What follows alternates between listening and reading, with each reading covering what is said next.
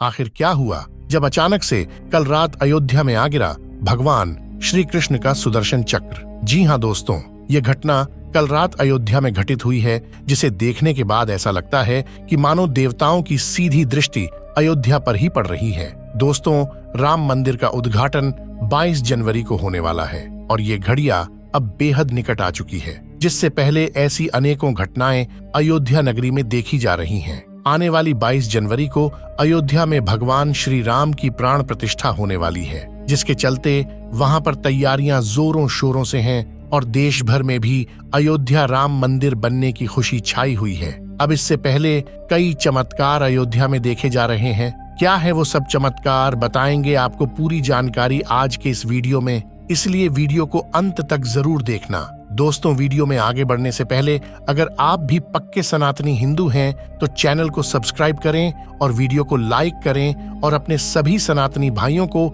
Share जरूर करें। दोस्तों, जो घटनाएं अयोध्या में पिछले कुछ दिनों से घट रही हैं, वह लोगों को सोचने पर विवश कर रही है कि आखिर ऐसा क्यों हो रहा है। जिसमें सर्वप्रथम गिद्धों के झुंड की वीडियो सोशल मीडिया पर वायरल हुई और गिद्धों के झुंड को अयोध्या में देखा गया। उसके बाद भालू के झुंड को अयोध्या में देखा गया। ऐसे ही बहुत सी घटनाएं अयोध्या में घट रही हैं, लेकिन अब जो घटना वहां पर घटी है उसे देखने के बाद ऐसा महसूस होने लगा है जैसे कि भगवान श्री राम साक्षात अयोध्या नगरी में आ रहे हैं। उससे पहले उनके सभी अस्त्र शस्त्र, उनके जितने भी बड़े बड़े भक्त हैं, वह अयोध्या में प्रकट हो रहे हैं। दोस्तों, कल रात जब अचानक से सुदर्शन चक्र अयोध्या में आकर गिरा तो पल भर के लिए तो ऐसा लगा जैसे पूरी धरती ही कांप उठी हो। चारों तरफ प्रकाश ही प्रकाश था और एक बड़ा विस्फोट अयोध्या में हुआ, जिसे देखकर सभी लोग हैरान हो गए। सभी के मन में यह शंका थी कि आखिर यह हुआ क्या, लेकिन जब उसे गौर से देखा गया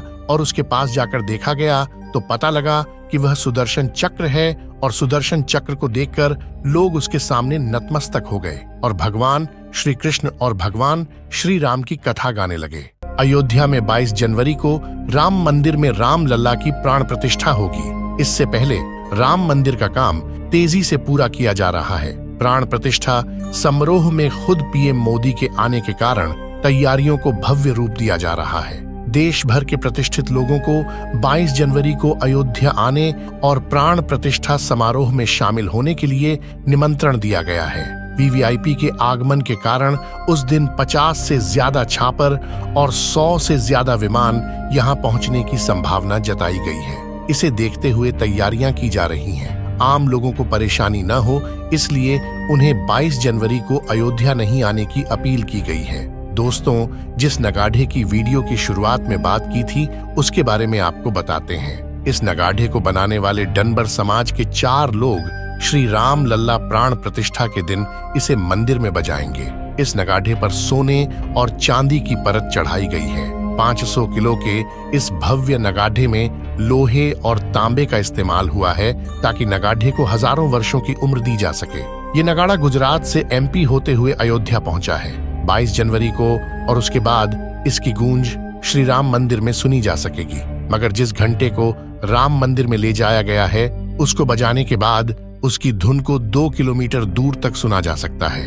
अब आप सोच रहे होंगे कि इतने बड़े घंटे को आखिर बनाया किसने है। बताया जा रहा है कि एटा के कारीगरों ने इस घंटी को बनाया है जो वजन में करीब 24 किलो भारी है। घंटी उद्योग की नगरी एटा के जलेसर से ये घंटा अयोध्या पहुंचा है। अष्ट धातु के इस घंटे को सैकड़ों व्यापारी फूलों से सजे रथ में अयोध्या लाए हैं। इसे श्री राम जन्मभूमि तीर्थ क्षेत्र ट्रस्ट को समर्पित किया गया। इस घंटे की आवाज शांत माहौल में करीब 2 किलोमीटर तक सुनाई दे सकती है।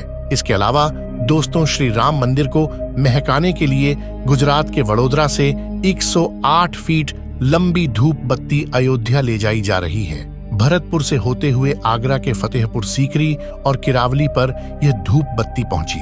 इसके पहुंचते ही सैकड़ों की संख्या में लोग हाईवे पर पहुंच गए और धूप बत्ती को देखकर जय श्री राम के नारे लगाने लगे। वडोदरा से शुरू हुआ सफर धूप बत्ती की शोभा यात्रा में बदल गया है, जिसका वजन 3110 किलो है, जो इतनी ज्यादा बड़ी है कि बहुत संख्या में लोग सड़कों पर इसे देखने के लिए पहुंच रहे हैं। लगातार कारीगरों ने इस पर 6 महीने काम किया, तब जाकर यह धूप बत्ती बनकर तैयार हुई है, जिसे गुजरात के वडोदरा में बनाया गया है। इसे बनाने में कई प्रकार की जड़ी बूटियों का इस्तेमाल किया गया है।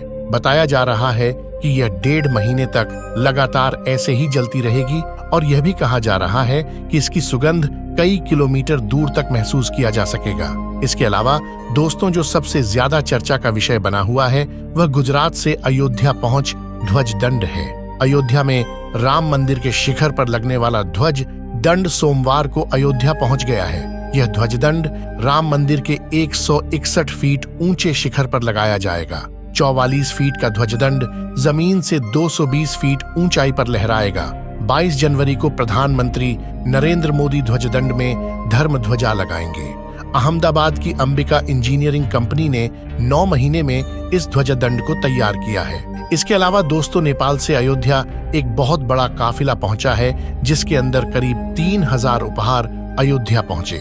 नेपाल के जनकपुर में मां सीता की जन्मभूमि से भगवान राम के लिए 3000 से अधिक उपहार अयोध्या पहुंचे हैं। चांदी के खड़ाऊं, आभूषण और कपड़ों सहित तमाम उपहारों को इस सप्ताह जनकपुर धाम राम जानकी मंदिर से लगभग 30 वाहनों के काफिले में अयोध्या लाया गया। इसके अलावा दोस्तों, राम मंदिर के लिए स्पेशल घड़ी भी डिजाइन की गई है। लखनऊ स्थित एक सब्जी विक्रेता ने विशेष रूप से एक ऐसी घड़ी डिजाइन की है जो एक ही समय में 8 देशों का समय बताती है। राम मंदिर के अंदर जितनी भी चीजें पहुंची है वह बहुत ही ज्यादा बड़ी है। मंदिर के लिए ताला और चाबी पहुंचे हैं, जिसकी साइज जानकर आप भी हैरान रह जाएंगे। अलीगढ़ के ताला बनाने वाले सत्य प्रकाश शर्मा ने 10 फीट ऊंचे, 4.6 फीट चौड़े, 9.5 इंच मोटे और 400 किलोग्राम वजनी ताला चाबी तैयार किया है।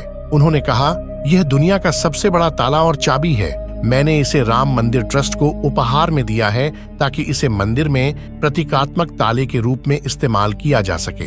सूरत के एक हीरा व्यापारी ने 5000 अमेरिकी हीरे और 2 किलो चांदी का उपयोग करके राम मंदिर की थीम पर एक हार बनाया है। 40 कारीगरों ने 35 दिनों में डिजाइन पूरा किया है। इस हार को राम मंदिर ट्रस्ट को उपहार में दिया गया है। इसके अलावा दोस्तों, 1100 किलो का दीपक तैयार किया गया है। वडोदरा के रहने वाले किसान अरविंद भाई मंगल भाई पटेल ने 1100 किलोग्राम वजन का एक विशाल दीपक तैयार किया है। इसकी क्षमता 851 किलोग्राम घी की है। दीपक पंचधातु यानी सोना, चांदी, तांबा, जस्ता और लोहा से बना है। और दोस्तों, ये सब चीज देखकर आप भी हैरान रह गए होंगे। उत्तर प्रदेश के अयोध्या में भगवान श्री राम के भव्य मंदिर को सिथर एकड़ भूमि में बनाया जा रहा है। यहाँ रामलला की मूर्ति की प्राण प्रतिष्ठा 22 जनवरी को की जाएगी। मंदिर के उद्घाटन में अब बहुत ही कम समय बचा है। यहाँ तैयारियां जोर शोर से चल रही हैं। अयोध्या में उत्सव जैसा माहौल है। वहीं प्राण प्रतिष्ठा की पूजा को देश भर के 121 पंडित संपन्न करेंगे। इसके साथ ही 2 मंडप और 9 हवन कुंड तैयार हो रहे हैं। प्रत्येक हवन कुंड से खास महत्व और उद्देश्य भी जुड़ा हुआ है। अब दोस्तों, इसे लेकर आप क्या सोचते हैं, कमेंट के माध्यम से जरूर बताएं। दोस्तों, भगवान श्री राम की मूर्ति बनाने के लिए देश के 3 प्रसिद्ध मूर्तिकारों को बुलाया गया था। इन तीनों मूर्तिकारों द्वारा बनाई गई मूर्तियों में से सिर्फ एक मूर्ति का चयन किया जाएगा। दरअसल यह सब कुछ राम जन्मभूमि ट्रस्ट की बैठक में तय किया जाएगा कि आखिर भगवान श्री राम की कौन सी मूर्ति मंदिर के गर्भगृह में रखी जानी है। बाद में भगवान की उसी मूर्ति की पूजा की जाएगी। दोस्तों, आप इसे लेकर क्या सोचते हैं, कमेंट के माध्यम से जरूर बताएं। आज कैसे वीडियो में बस इतना ही। जय श्री राम, जय सनातन धर्म।